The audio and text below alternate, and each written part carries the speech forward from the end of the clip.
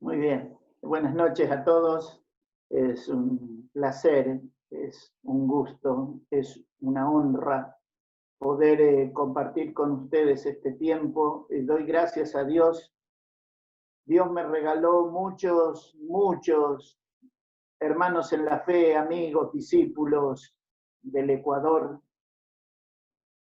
que siempre fueron de mucha bendición a mi vida, muchísima bendición a mi vida.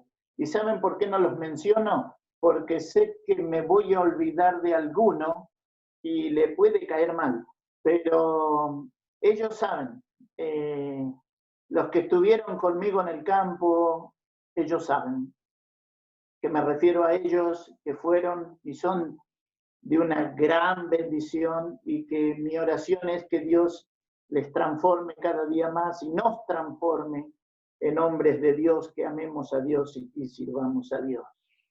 Y otros que, estando en Palabra de Vida, no estuvieron en el campo, pero que también son una tremenda bendición, y doy gracias a Dios por su vida. Bien, el Señor llegó a mi vida el 9 de agosto de 1982 a las 7:30 de la tarde con Juan capítulo 3, diciéndome el Señor ese día: te es necesario nacer de nuevo. Salía del mundo de lo oculto y Dios me alcanzaba por Jesucristo, perdonaba mis pecados y me daba vida eterna. El Señor me quitó muchísimos vicios. El que no me quitó fue el mate. Usted lo está viendo, ¿verdad? ¿Lo ve de ahí? Y doy gracias a Dios porque en el 82 Él llega a mi vida. En el 84 me regaló a Susana como compañera. En el 87 nace nuestra primera hija y el Señor la lleva a su presencia cuando tenía 2 añitos. Y después Dios nos regaló a David, a Ezequiel, a Priscila y a Jonatán, 4 hijos. 1 en gloria y 4 acá en la tierra, o sea, somos bienaventurados. ¿Sí? ¿Por qué digo bienaventurado? Y porque cuando un hijo de Dios tiene que despedir a alguien que se va a la gloria, número 1 dice hasta luego, no dice adiós. Pero número 2, nadie pierde algo si sabe dónde está.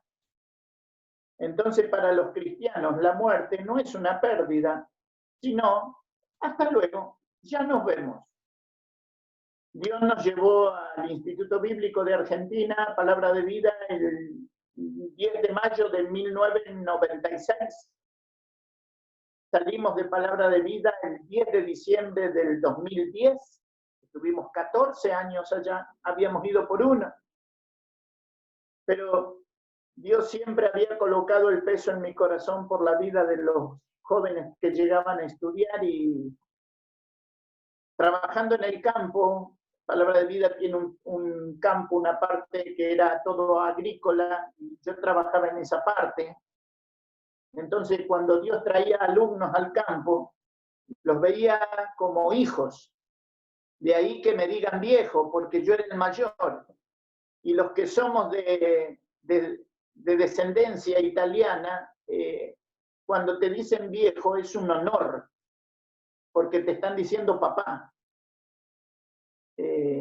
Entonces, para mí, cuando escucho que alguno de ellos me dice viejo, se me llena el corazón, porque no es viejo de antiguo, sino viejo de papá.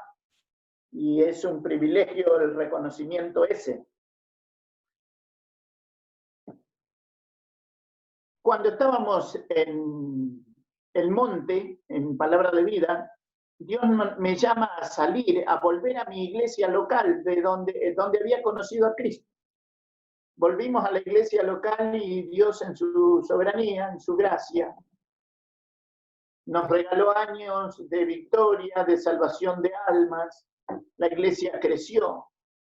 Luego Dios colocó en nuestro corazón el venir a ser parte de un grupito muy chiquitito aquí en este lugar donde estamos, se llama Miramar.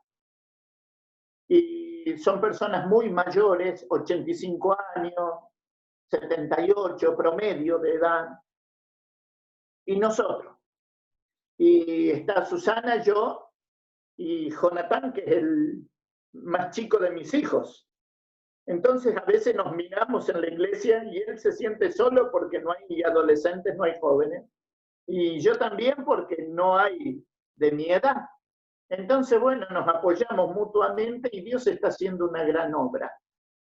Llegados aquí, la iglesia tenía una casa abandonada, muy vieja, a punto de comenzar a caerse, un terreno que estaba bastante abandonado, con mucha maleza. Entonces le pedí a la iglesia la posibilidad de arreglar la casa y limpiar el terreno y hacer una huerta para colocar verdura y poder autosustentarnos. Y bueno, ellos me dijeron que si lo quería podía hacerlo, pero que era mucho trabajo, y algunos de los que están escuchando en este momento, viendo, ellos me conocen y saben lo que es para mí un desafío. Entonces tomé este lugar donde estamos y lo hicimos todo huerta, colocamos riego a goteo y transformamos este lugar en un lugar de huertas, y para poder también hablarle a la gente de Jesucristo, porque no es nomás predicar, sino mostrar también que uno tiene a Cristo en el corazón y que el trabajo es una honra. Y bueno, aquí estamos, aquí estamos. Y nos tomó esta pandemia que algunos predicadores no dicen nada, dicen que la culpa es de China, que de Estados Unidos, otros que es Rusia, y no dicen nada de qué tiene Dios que ver en todo esto. Y dicen, no, Dios no tiene nada que ver. Quiero que se entienda que yo no estoy diciendo que la culpa es de Dios, pero estoy diciendo que yo no tengo que dejar a Dios afuera de los acontecimientos que hoy acontecen. Porque un día el Señor estaba sentado en el monte de las Olivas, frente a Jerusalén, de espaldas a la salida del sol, mirando hacia el templo, y le dijo a los discípulos, cuando el fin venga, cuando se acerque el tiempo del fin, el Señor les dijo así, oiréis de guerra, rumores de guerra, pestilencia, hambre, terremotos. Cuando veáis estas cosas, sabed que mi venida está cerca. Entonces yo no puedo dejar a Dios de lado, no puedo ignorar las recomendaciones del gobierno. ¿Por qué? Porque estoy en este mundo y Dios me exige estar sujeto a las autoridades. O sea, ¿qué quiero decir? Vivo en Ecuador, me sujeto a las leyes de Ecuador. Vivo en Argentina, me sujeto a las leyes de Argentina, porque no soy marciano. ¿Soy un ciudadano del cielo? Sí. Pero el Señor todavía me tiene en este mundo y me enseña la forma en que yo como hijo de Dios me tengo que sujetar a mis autoridades. ¿Por qué razón? Porque por Dios han sido establecidas. Entonces, pensando en esto, yo los invito a buscar su Biblia, por favor. Y vaya a Jeremías capítulo 1.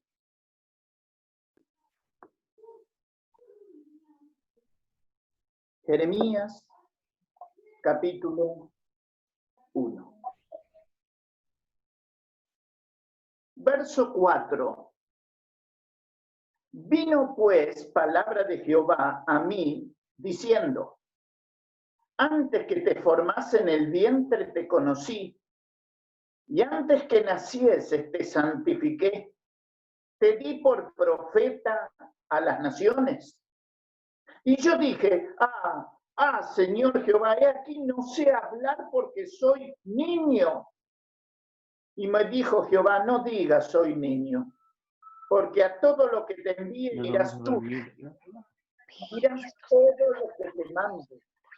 No temas delante de ellos, porque contigo estoy para librarte, dice Jehová. Y el su mano y tocó mi boca y me dijo Jehová, he aquí he puesto mis palabras en tu boca. Mira que te he puesto en este día sobre naciones y sobre reinos, para arrancar y para destruir, para arruinar y para derribar, para edificar y para plantar. La palabra de Jehová vino a mí diciendo, ¿qué ves tú, Jeremías? Y dije, veo una vara de almendro. Y me dijo, bien has visto, porque yo apresuro mi palabra para ponerla por obra. Y mis queridos, este pasaje en el que nos encontramos en esta hora es el llamamiento de Jeremías. Y Dios va a interferir en la historia de vida de Jeremías como lo hace con tu vida y con la mía. De repente hay un profeta que está en Jerusalén, porque Dios es misericordioso, ¿saben? Este Dios misericordioso tiene a Jeremías en Jerusalén, a Daniel en el palacio de Babilonia y a Ezequiel 180 kilómetros arriba de Babilonia, donde hay otro grupo de judíos en cautiverio, con cada grupo un profeta. Porque Dios es un Dios de misericordia, a pesar de mí. Entonces dice la Escritura, vino pues palabra de Jehová a mí diciendo, y preste atención allí, porque Dios le va a decir a Jeremías, antes que te formase en el vientre, te conocí. Y preste atención, porque antes de ser concebido en el vientre, usted y yo, Dios está diciendo, antes de que se produzca el encuentro del óvulo con el esperma, dice Dios, yo ya te conocía. Antes de ser fertilizado el óvulo de mamá, dice Dios, yo ya te conocía. ¿Sabe por qué Dios le dice eso a Jeremías? Y ponga punto número 1. Dios le está diciendo a Ecuador y a Argentina, a usted y a mí, y a Jeremías. Nos está diciendo, Jeremías, no es tu obra, es la mía. Usted escuchó en el testimonio que yo dije mi iglesia local, y usted también habla de su iglesia local. La real realidad que no es su iglesia. La real realidad que no es tu esposa. La real realidad que no son tus hijos.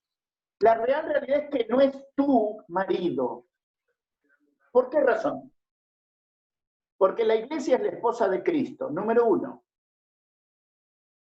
La Biblia dice que las riquezas son herencia de los padres, mas la mujer prudente pertenece a Jehová, es de él. Cuidado, hermanos, tu esposa no es tuya, te la prestó. Cuidado con la mayordomía. De repente tú dices, mi marido. Y la Escritura le va a enseñar a usted, hablando el profeta Ezequiel, y va a decir, todas las almas son mías, aún la de tu marido. Mis hijos. Y Dios va a decir en el Salmo, herencia de Jehová son los hijos. Cosa de estima el fruto del vientre. Entonces, ¿qué hay que sea mío? Miren, hermanos, hay una sola cosa que es suya y es mía. Una sola cosa. El pecado no confesado. ¿Escuchó? Lo único suyo y mío es el pecado no confesado.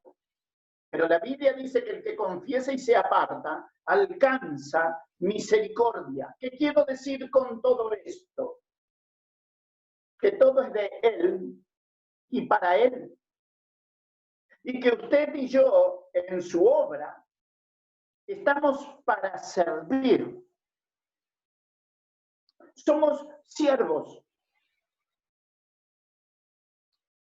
Por esa razón Dios le va a decir a Jeremías, Jeremías, escucha bien, antes que te formases en el vientre, te conocí. Y usted sabe que el conocer de Dios no es como el nuestro. Yo miro las fotos de ustedes, veo los rostros, y si tú no me dices el nombre, yo no me acuerdo. Pero sí me acuerdo de acontecimientos. Dios te conoce antes de que te formes. ¿Sabes por qué, hermano? Cuando yo te digo, número uno, la obra es de Dios, no es nuestra. ¿Sabes por qué se lo digo? Porque este Dios que le dice a usted y me dice a mí, antes que te formes en el vientre te conocí, es el Dios que quiere que yo le crea, que yo confíe en Él, que yo descanse en Él, que yo eche mi carga sobre sus brazos, que yo le crea. Mire, si nosotros le queremos arrancar una sonrisa al cielo, dígale al Señor, Señor, yo quiero ser un hombre de fe, una mujer de fe, un niño de fe. Le quiero creer a Dios. Y cuando usted y yo le creemos a Dios, el cielo se regocija. ¿Sabe por qué? Porque de incrédulos está la tierra llena y a veces la iglesia. Creímos en Cristo como Salvador, pero no puedo creer que me sustente en este tiempo. Creí en Cristo como mi Redentor, pero ¿será que podrá sacarme de esta situación? Por esa razón, la cautividad babilónica estaba a las puertas de Jerusalén y Dios le dice a Jeremías, Jeremías, antes que te formases en el vientre de tu madre, te conocí. Pero dice, antes que nacieses, te santifiqué. Y usted sabe, hermano, como yo, que la palabra santificar habla de separar para. Usted fue separado o separada para servir a Dios, para ser la esposa de fulano de tal, para ser la madre o el padre de estos hijos. Ahora, cuando hablamos de santidad en nosotros, hablamos de alguien separado para. Pero la palabra santo en Dios toma una connotación totalmente diferente. ¿Por qué? Porque en Dios la palabra santo significa ausencia de mal. Mire qué bueno que es nuestro Dios, que a pesar de lo que soy, Él me quiere utilizar. Por esa razón Dios le va a decir, Jeremías, antes que nacieses, te santifique. Entiende que no es tu obra, es mi obra, dice Dios. ¿Sabes, hermano, cuántos problemas en la iglesia se terminarían? ¿Cuánto legalismo caería por tierra si los cristianos entendiéramos que Él es el soberano? Que Él es absoluto poder. Que Él es absoluta gracia. Por eso hay algo que a mí me impacta siempre, hermano, y creo que cada uno de nosotros debe ser cuidadoso en esto. Porque miramos el lugar donde nos congregamos y nos llamamos todos cristianos. Cuidado, mi querido. El apóstol Juan toma la pluma y va a decir, salieron de nosotros porque no eran de nosotros, porque si hubiesen sido estarían. Pero salieron para que se manifestase que no todos son de nosotros. Entonces, ¿a qué voy? Que tanto usted como yo, ¿qué tenemos que hacer de una manera personal, de una manera particular? Levantar los ojos al cielo, chequear mi comunión con Dios. Porque Dios es un Dios personal. Entonces Dios le va a decir a Jeremías en un tiempo de mucho tumulto, Jeremías, antes que te formase en el vientre, te conocí. Le está diciendo Jeremías, es mi obra. Te voy a llamar a ser parte de algo que yo gesté desde antes de la fundación del mundo. Eso escapa a nuestro raciocinio. Jeremías, te separé. Ahora, el Dios que te llama, el Dios que te separa, es el mismo Dios que te conduce, nos conduce. Entonces no hay cosa más linda para su vida y para la mía que dejar que sea Dios el que hable, el que llame, el que guíe para su honra y para su gloria. Fíjese su Biblia. Verso 6 dice, y yo dije, Señor Jehová, aquí no sé hablar porque soy bebé, niño, bebé.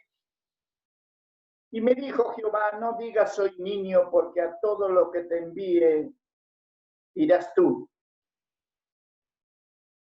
Preste atención allí. Cuando usted es llamado y usted va.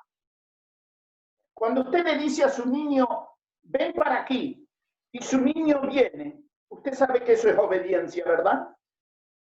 Eso le está diciendo Dios a Jeremías. Jeremías, no es tu obra, es la mía. Pero también le está diciendo Jeremías, es tu obediencia, no tu deshonra. Y si hay algo que Dios está buscando de corazón en corazón, es cristianos que le obedezcan. Que cuando Dios dice no, es no. Cuando Dios dice sí, es sí. Y si está en la Escritura, lo creo. Y si no está en la Escritura, no lo creo.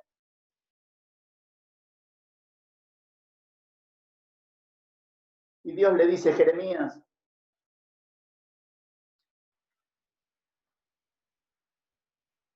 irás y dirás todo lo que te mando. Y vuelvo a repetir, hermanos, el llamado de Dios a Jeremías, la base del llamado de Dios a Jeremías, no solamente es Jeremías mi obra, sino que Dios le dice, irás a donde te mande y dirás lo que te mande. ¿Sabes, hermano querido? Dios le está diciendo, Jeremías, es mi obra. Jeremías, es tu obediencia. Pero le está diciendo, Jeremías, es tu honra. ¿Sabes por qué, hermano? Porque cuando tú abres y yo abro la palabra en la plataforma y enseñamos a la iglesia Biblia, estamos honrando a Dios. Y el diablo está queriendo en estos tiempos que la Biblia sea quitada de las plataformas, que se hable de psicología, de filosofía, de tal autor, del otro, menos de Biblia. ¿Sabes por qué, hermano? Porque el diablo sabe que la Escritura dice que la fe viene por el oír, y el oír por la palabra de Dios. Si el diablo logra quitar la Biblia de la plataforma, quita la fe que conduce al cristiano de victoria en victoria de su vida. Por esa razón el enemigo está tan enfrascado en que la Biblia sea quitada de las plataformas. Por esa razón, ¿sabes, hermano querido? No importa los tiempos que nos toquen vivir. Seamos bíblicos. Que el estandarte de tu vida y de la mía sea la palabra. Y si Dios lo dice, lo creo. Lo vivo. Y la autoridad de Dios sobre tu vida y sobre la mía será una autoridad descendente, porque viene de arriba. Por esa razón Dios le va a decir a Jeremías, fíjese su Biblia, verso 8, no temas delante de ellos porque contigo estoy para librarte, dice Jehová. ¿Qué le está diciendo Dios a Jeremías? Jeremías, no es tu poder, es el mío. Yo recuerdo ser niño allá lejos y hace tiempo. Mi mamá dice que yo era muy travieso cuando era niño, muy dañino. Y recuerdo que cuando hacía algo mal, Corría a donde estaba mi papá y me abrazaba de la pierna de mi papá. Encontraba protección en mi papá. ¿Usted se imagina a Dios? Es nuestro Padre. Es santo. Y sabe que cuando miro a Dios, recuerdo la parábola del hijo pródigo. ¿Se acuerda?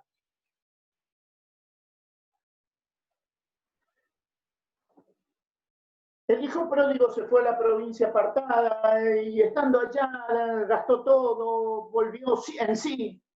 Y siempre digo, no volvió ni en do ni en re, volvió en sí. Se levantó, comenzó su regreso y cuando su padre dice que lo vio de lejos, fue movido a misericordia. Cuando uno habla de la palabra misericordia, son dos palabras en una. Miseria y cordia. Miseria y corazón. Y la misericordia es una realidad. Cuando mi miseria pasa por el corazón de Dios, Él se acuerda que yo soy polvo. Y tú y yo somos misericordiosos cuando la miseria del otro pasa por tu corazón. Y te transformas y me transformo en un cristiano que sabe dar oportunidad. Que escucho el balido de la oveja. Y estoy cerca para ayudar, aunque no sea el pastor de la iglesia. Porque a veces pensamos que el pastor es el que tiene que hacer todo. Hermano querido, somos un cuerpo en Cristo. Y no puedes decirle la oreja al ojo, no te necesito, ni la mano al pie. Somos un cuerpo y nos necesitamos. Dios le dice a Jeremías, Jeremías, mira, no temas, porque contigo estoy para librarte, dice Jehová. No es tu poder, es el mío. Y sabes, hermano, usted lo va a experimentar en su vida y quizás en este tiempo, que cuando sus fuerzas terminan y las mías terminan, las de Dios todavía no comenzaron. ¿Por qué razón? Porque Dios dice que Él multiplica las fuerzas al que no tiene ninguna. ¿Cómo hace usted a multiplicar por 0 si el resultado va a ser 0? En el único lugar donde la multiplicación por 0 no da 0 es en el cielo. Él multiplica fuerzas cuando tú y yo no tenemos ninguna. ¿Te faltan fuerzas hoy? ¿Sientes que la cuarentena, este tiempo de aislamiento, te está haciendo sufrir la ausencia de papá? Él multiplica las fuerzas. Si tú sientes que por su obra ya no tienes ninguna.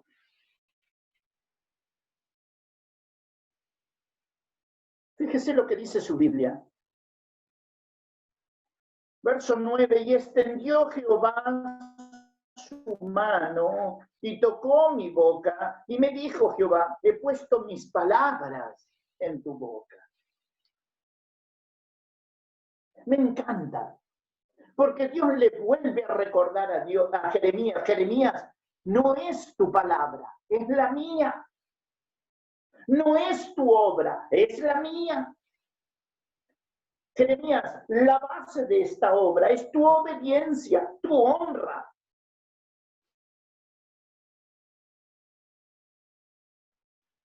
He puesto mis palabras en tu boca. Varones de la iglesia local, maestras de escuela dominical, Dios ha colocado su palabra en tu boca, en nuestras bocas. Seamos bíblicos. Enseñemos Biblia. ¿Sabe por qué? Porque para siempre permanece su palabra en los cielos. Y Dios le dice a Jeremías, verso 12, y me dijo Jehová, verso 11, La palabra de Jehová vino a mí diciendo, ¿qué ves tú, Jeremías? Y dije, veo una vara de almendro. Y él me dijo, bien has visto. ¿Sabe qué está haciendo Dios con el profeta? Le está haciendo entender que está aprobado delante de Dios. ¿Por qué? Porque Jeremías veía una vara de almendro. Dios veía exactamente lo mismo. ¿Qué ves, hermano querido, en la obra de Dios hoy? ¿Que el fin de todas las cosas se acerca? Sed pues sobrios y velad en oración. ¿Qué estamos viendo? Que el Señor mismo, con voz de mando, con voz de arcángel y con trompeta de Dios, descenderá del cielo. Los muertos en Cristo resucitarán primero, luego nosotros, los que vivimos, los que hayamos quedado, dice el apóstol Pablo. ¿Estamos viendo eso? Estamos percibiendo como que el cumplimiento de la Escritura es una realidad. Dios le dice a Jeremías, ¿qué estás viendo, Jeremías? Y Jeremías le dice, veo una vara de almendro. ¿Sabes, hermano? El almendro significa su nombre, apresurador. ¿Por qué? Porque el almendro es el primer árbol que despierta después del invierno. Y Dios le dice a Jeremías, verso 12, y me dijo Jehová, bien has visto, porque yo apresuro mi palabra para ponerla por obra. Apresurador, apresuro mi palabra a ponerla por obra. ¿Sabe qué creo, hermano? Que todo lo que está viviendo Ecuador y Argentina hoy, el mundo hoy, llámele pandemia como quiera, no es otra cosa que el cumplimiento de lo que mi Salvador dijo, sentado en el monte de las Olivas, antes de su muerte.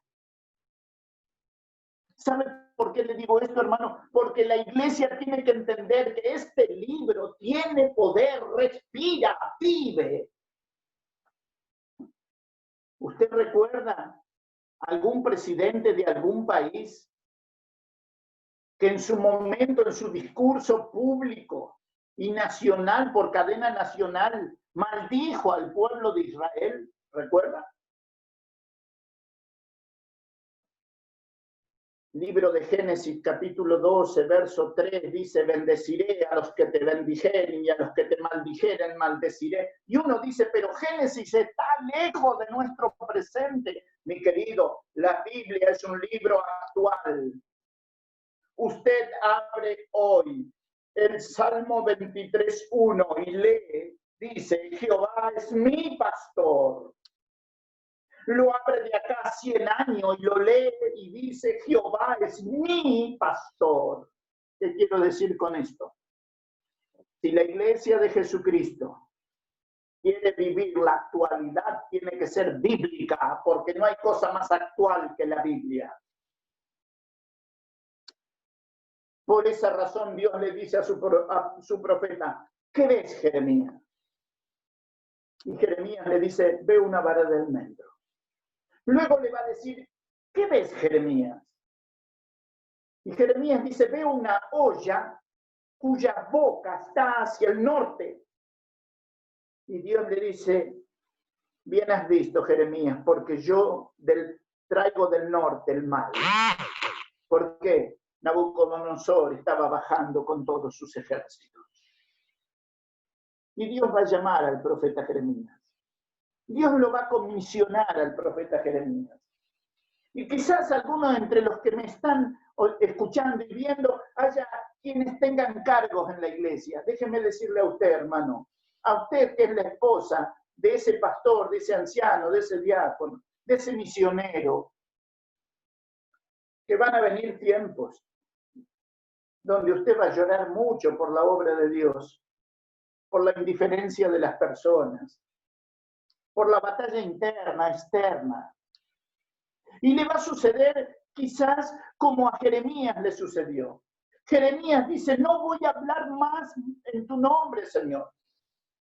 No te voy a mencionar más porque me pegan, porque me castigan, porque me tiran en la prisión, me tiran en el lugar cenagoso.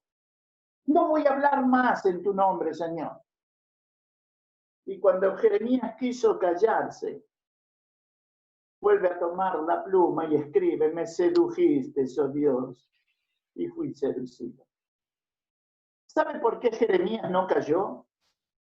¿Y por qué nos queda a nosotros el libro de Jeremías y el libro de Lamentaciones escrito por él? Porque Jeremías era un hombre enamorado de Dios.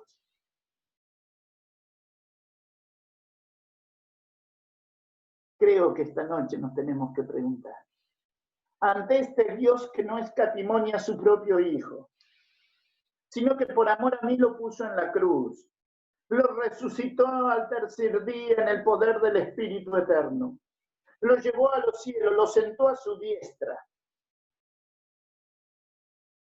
En primer lugar, tengo que ser un adorador, porque me salvó por gracia mediante la fe. En segundo lugar, tengo que decirle: Señor, te quiero servir hasta que apunte el día y huyan las sombras.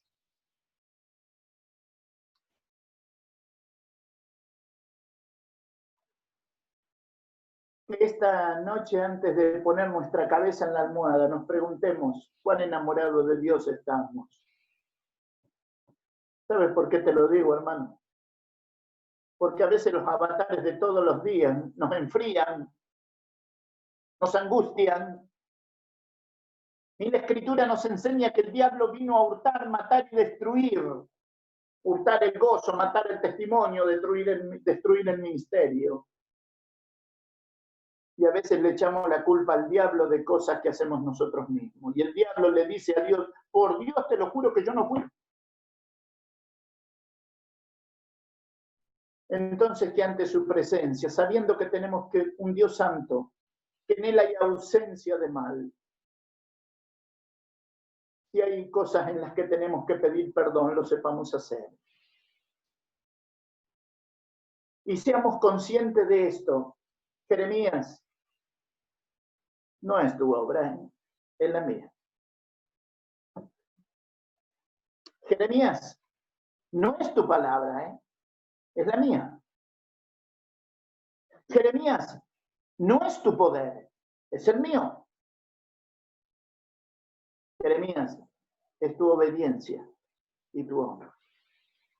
¿Sabes, hermano, que a veces, y con esto termino, creo que ya fui demasiado larguero. ¿Sabes, hermano, que a veces obedecemos pero no honramos? Por eso Dios le va a decir al profeta, le va a enseñar que es obediencia y honra. Es ir y hablar la palabra, obediencia y honra. ¿Por qué digo que a veces obedecemos y no honramos? Es como cuando usted le dice a su niño: anda a la esquina y compra el pan o el paquete de arroz.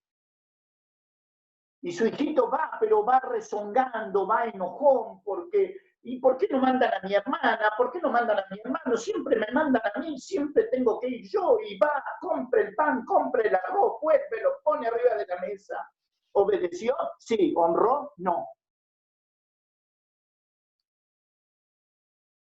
La obediencia y la honra se abrazan y se besan. Cuando el cristiano va porque Dios lo llama. Y compra el pan y el arroz porque Dios lo llama.